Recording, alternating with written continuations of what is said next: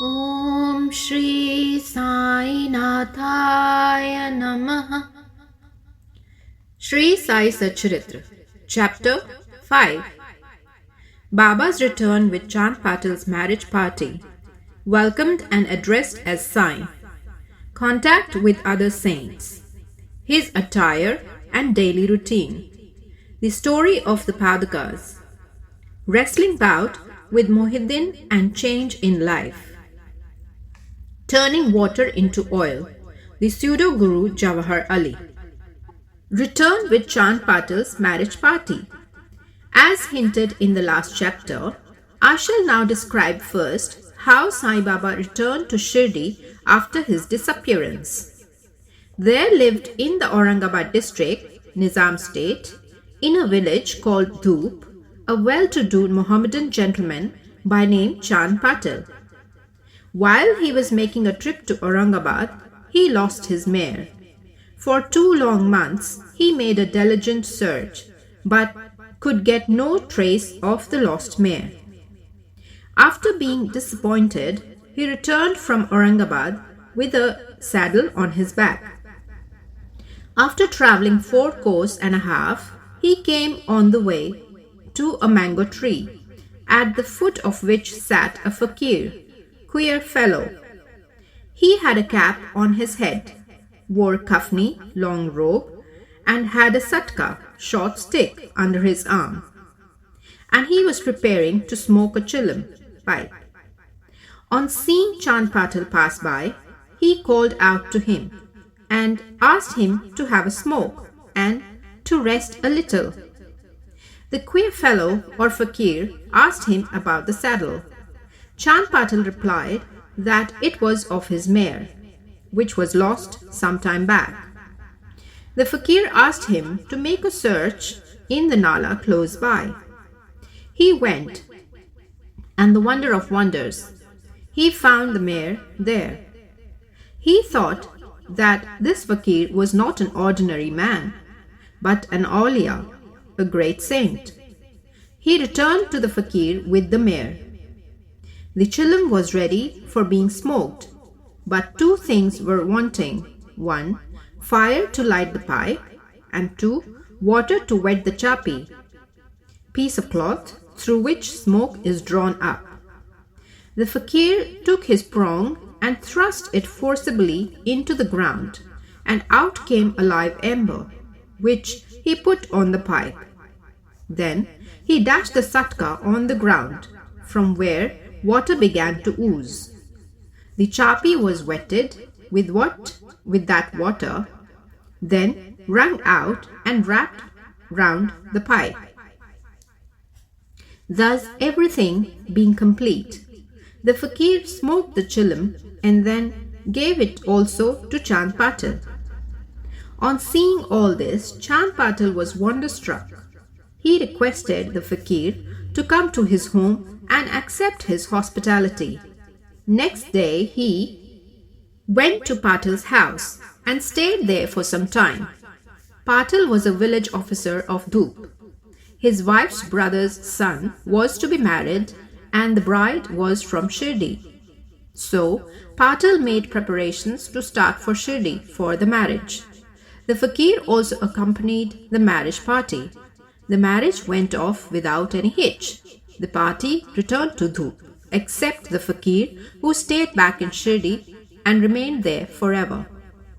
How the fakir got the name Sai? When the marriage party came to Shirdi, it alighted at the foot of a banyan tree in Bhagat Mahalsapati's field, near Khandoba's temple. The carts were loosened in the open courtyard of Khandoba's temple, and the members of the party descended one by one, and the fakir also got down. Bhagat Mahalsapati saw the young fakir getting down and accosted him, Ya Sai, welcome Sai. Others also addressed him as Sai, and thenceforth he became Sai Baba. Contact with other saints. Sai Baba began to stay in a deserted masjid. One saint named Devidas had been living in Shirdi for many years before Baba came there. Baba liked his company. He stayed with him in the Maruti temple, in the Chavri, and for some time lived alone. Then came another saint by name Jankidas. Baba spent most of his time in talking with him, or Jankidas went to Baba's residence. So also one Vaishya householder saint from Puntambe by name Gangagir always frequented Shirdi. When he first saw Sai Baba carrying pitchers of water in both hands for watering the garden, he was amazed and said openly, "Blessed is Shirdi that it got this precious jewel. This man is carrying water today, but he is not an ordinary fellow. As this land, Shirdi, was fortunate and meritorious, it secured this jewel." So also one famous saint by name Anandanath of Yevla Math, a disciple of Akkalkot Maharaj, came to Shirdi with some people when he saw Sai Baba. He said openly, "This is a precious diamond in reality. Though he looks like an ordinary man, he is not a gar, ordinary stone, but a diamond. You will realize this in the near future." Saying this, he returned to Yevla. This was said while Sai Baba was a youngster. Baba's dress and daily routine. In his young days, Sai Baba grew the hair on his head, never had his head shaved. He dressed like an athlete.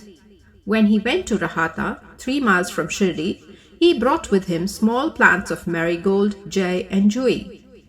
And after cleaning them, he planted and watered them. A devotee by name Vamantatya supplied him daily with 2 unbaked earthen pitchers. With these, Baba himself used to water the plants.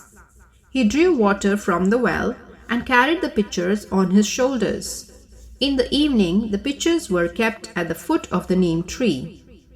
As soon as they were placed there, they broke as they were made of mud and not baked.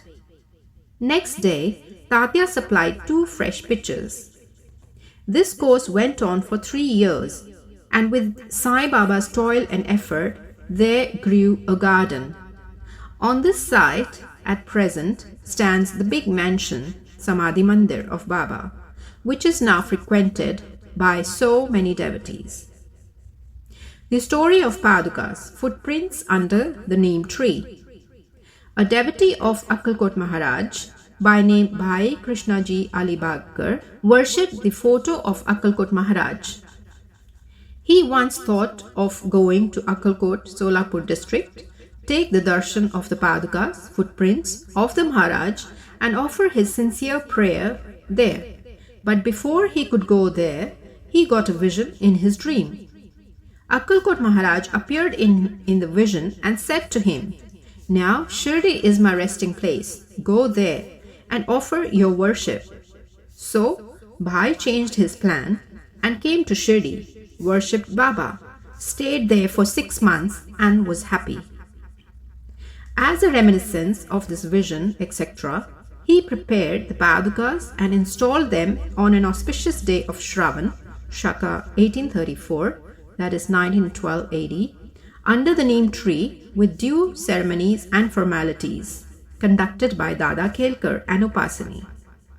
One Dikshit Brahmin was appointed for worship, and the management was entrusted to devotee Sagun. Complete version of the story. Mr. B.V. Dev, retired Mamlatdar of Thana and a great devotee of Sai Baba, made inquiries about this matter with Sagun Meru Nayak and Govind Kamlakar Dikshit, and has published a full version of the Padukas in Sai Leela, Volume 11, Number 1, page 25. It runs as follows. In 1834, Shaka 1912 AD, one Dr. Ramarao Kothare of Mumbai came to Shirdi for Baba's darshan. His compounder and his friend Bhai Krishnaji Alibagkar accompanied him. The compounder and Bhai became intimate with Sagun Meru Nayak and G.K. Dikshit. While discussing things, these persons thought that there must be some memorial of Sai Baba's first advent at Shirdi and his sitting under the holy neem tree. They thought of installing Baba's padukas there and were going to make them of some rough stone. Then Bhai's friend, the compounder, suggested that if this matter was made known to his master, Dr. Ramarao Kotare, he would prepare nice padukas for this purpose. All liked this proposal, and Dr. Kotare was informed of it. He came to Shirdi and drew a plan of the padukas. He went to Upasani Maharaj in Khandoba's temple and showed him his plan. The latter made many improvements, drew lotus, flowers, conch, disc, mace, etc., and suggested that the following shloka regarding neem tree's greatness and Baba's yogic powers be inscribed. The verse was as follows: Sada nimba vrikshasya mooladhivasat sudhastravinam tiktama piya priyam tam tarum kalpa vrikshadikam sadhayantam namamishwaram sadgurum sainatham. Upasani's suggestions were accepted and carried out. The padukas were made in Mumbai and sent to Shirdi with the compounder. Baba said that they should be installed on the Purnima, 15th of Shravan, on that day at 11 a.m. G.K. Dikshit brought them on his head from Khandoba's temple to the Dwarkamai Masjid in a procession. Baba touched the padukas, saying that these are the feet of the Lord, and asked the people to install them at foot of the neem tree. A day earlier, one Parsi devotee of Mumbai named Pastha Sheth sent rupees 25 by money order. Baba gave this sum for the installation of the padukas. The total expense of installation came up to rupees 100, out of which rupees 75 were collected by subscriptions. For the first 5 years, G.K. Dikshit worshipped the padukas daily, and then this was done by Lakshman Kacheshwar Jakari. In the first 5 years, Dr. Kotare sent rupees 2 per month for lighting the lamp, and he also sent the railing round the padukas.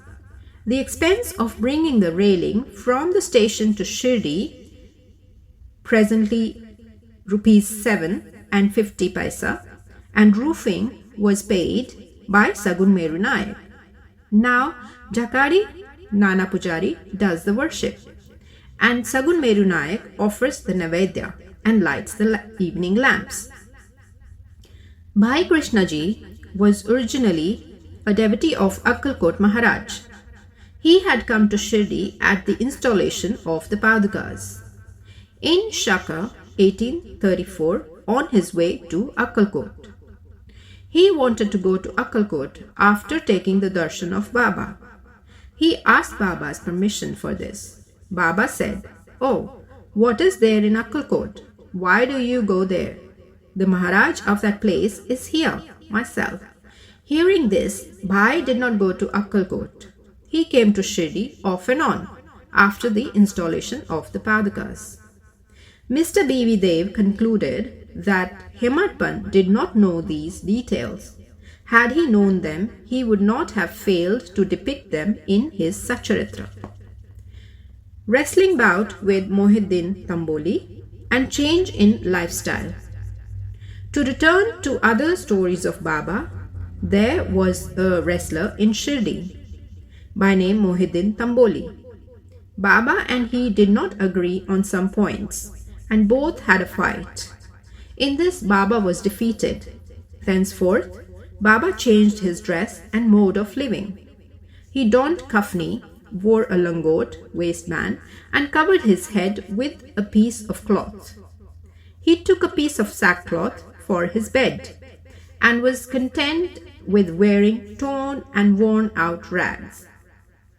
He always said that poverty is better than kingship, far better than lordship. The Lord is always brother befriender of the poor. Gangagi was also very fond of wrestling. Once, while he was wrestling, a similar feeling of dispassion descended over him, and at the proper time he heard the voice of an adept saying that he should wear out his body playing with God. So he too gave up samsara and turned towards God realization. He established a mutt on the banks of the river near Puntambe and lived there with his disciples. Sai Baba did not mix and speak with the people. He only gave answers when he was questioned. By day, he always sat under the neem tree, sometimes in the shade of a babool tree, near the stream, on the outskirts of the village. In the afternoon, he used to walk at random and go at times to Neemgaon. There, he frequented the house of Bala Sahib Dengle. Baba loved Mr. Bala Sahib. His younger brother, named Nana Sahib, had no son, though he married a second wife. Bala Sahib sent Nana Sahib for taking darshan of Sai Baba, and after some time, with his grace, Nana Sahib got a son. From that time onwards, people began to come in large numbers to see Sai Baba, and his fame began to spread and reached Ahmednagar from thence. Nana Sahib and Keshav Chidambar and many others began to come to Shirdi. Baba was surrounded by his devotees during day and slept at night in an old and dilapidated masjid. Baba's paraphernalia at this time consisted of a chillam, tobacco, a tamrail, tin pot, long kafni, a piece of cloth round his head, and a satka, short stick, which he always kept with him. The piece of white cloth on his head was twisted like matted hair and flowed down from the left ear on the back. This was not washed for weeks. He wore no shoes, no sandals. A piece of sackcloth was his seat for most of the day. He wore a kopin, waistcloth band, and for warding of cold, he always sat in front of Dhuni, sacred fire, facing south, with his left hand resting on the wooden railing. In that Dhuni, he offered an oblation of egoism, desires, and always uttered Allah Malik. God is the sole owner. The masjid in which he sat was only of 2-room dimensions, where all devotees came and saw him. After 1912, there was a change. The old masjid was repaired and a pavement was constructed. Before Baba came to live in this masjid, he lived for a long time in a place, Takia, where with ghungru, small bells tied on his ankles, Baba danced beautifully and sang with tender love, turning water into oil. Sai Baba was very fond of lights. He used to borrow oil from shopkeepers and keep lamps burning the whole night in the masjid and temple. This went on for some time. The Baniyas, who supplied oil gratis, once met together and decided not to give him oil. When, as usual, Baba went to ask for oil, they all gave him a distinct no. Unperturbed, Baba returned to the masjid and kept the dry wicks in the lamps. The Baniyas were watching him with curiosity. Baba took the tamrail tin pot, which contained very little few drops of oil, put water into it and drank it, and then forced it out to fall into the container. After consecrating the tin pot in this way, he again took the water from the tin pot and filled all the lamps with it and lighted them. To the surprise and dismay of the watching Baniyas, the lamps began to burn and kept burning the whole night. The Baniyas repented and apologized, and Baba forgave them and asked them to be more truthful in future. The pseudo-guru Jawahar Ali. 5 years after the wrestling bout above mentioned, one fakir from Ahmednagar by name Jawahar Ali came to Rahata with his disciples and stayed in Bakal, spacious room near Veerbhadra temple. The fakir was learned, could repeat the whole Quran, and had a sweet tongue. Many religious and devout people of the village came to him and began to respect him. With the help of the people, he started to build an Eidgah, a walled enclosure in which Mohammedans pray on Eid day, near the Veerbhadra temple. There was some quarrel about this affair, on account of which Jawahar Ali had to leave Rahata. Then he came to Shirdi and lived in the masjid with Baba. People were captured by his sweet talk, and he began to call Baba his disciple. Baba did not object and consented to be his chela, disciple. Then both Guru and chela decided to return to Rahata and live there. The Guru, teacher, never knew his disciple's worth, but the disciple knew the shortcomings of the Guru. Still, he never disrespected him, observing carefully his duties. He even served the master in various ways. They used to come to Shirdi off and on, but their mainstay was in Rahata. The loving devotees of Baba in Shirdi did not like that Baba should stay away from them in Rahata. So they went in deputation to bring Baba back to Shirdi. When they met Baba near the Eidgah and told the purpose for which they came, Baba said to them that the fakir was an angry, ill-tempered fellow. He would not leave him and that they should better go back to Shirdi without him before the fakir returned. While they were thus talking, the fakir turned up and was very angry with them for trying to take away his disciple. There was some hot discussion and altercation, and it was finally decided that both the Guru and chela should return to Shirdi. And so they returned and lived in Shirdi. But after a few days, the Guru was tested by Devidas, and he was found wanting. 12 years before Baba arrived in Shirdi with the marriage party, this Devidas, aged about 10 or 11 years, came to Shirdi and lived in the Maruti temple. Devidas had fine features and brilliant eyes, and he was dispassion incarnate and a dhyani. Many people, namely Tatya Kote, Kashinath, and others regarded him as their guru. They brought Jawahar Ali in his presence, and in the discussion that followed, Jawahar was worsted and fled from Shirdi. He went and stayed in Bijapur and returned after many years to Shirdi and prostrated himself before Sai Baba. The delusion that he was Guru and Sai Baba his chela was cleared away, and as he repented, Sai Baba treated him with respect. In this case, Sai Baba showed by his conduct how one should get rid of egoism and do the duties of a disciple to attain the highest end, that is self-realization.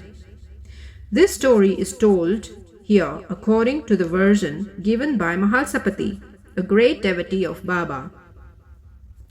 In the next chapter, Ram Navami festival, the masjid, its former condition and later improvement in it, etc. will be described. Bow to Shri Sai, peace be to all.